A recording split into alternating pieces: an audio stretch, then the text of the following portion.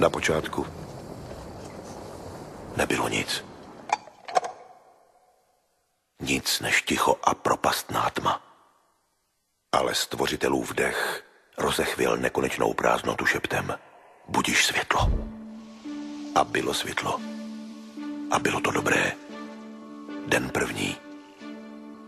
A potom nehmotné světlo začalo získávat podstatu a tvar. Den druhý. A zrodil se svět. Náš překrásný, křehký domov.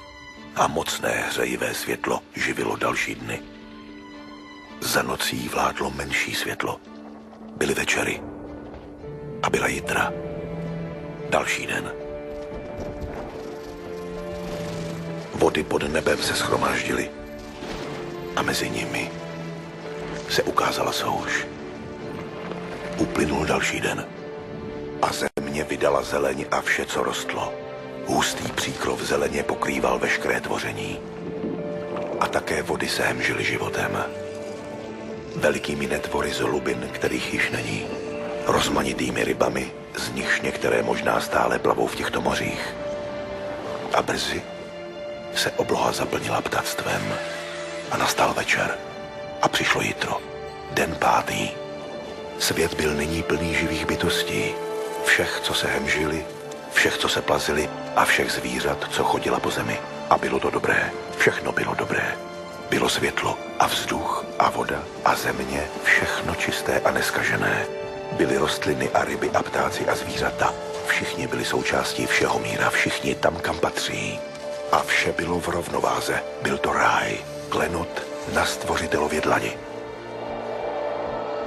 A potom stvořitel stvořil muže, po jeho boku ženu. Otce a matku nás všech. Dal jim na vybranou.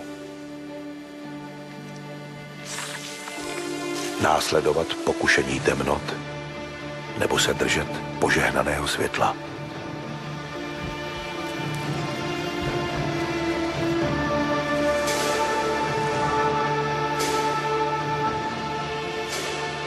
Ale oni pozřeli zakázané ovoce. Jejich nevinnost pohasla. A tak hřích po 10 generací od Adama šel s námi dál. Bratr proti bratru. Národ proti národu. Člověk proti stvořiteli.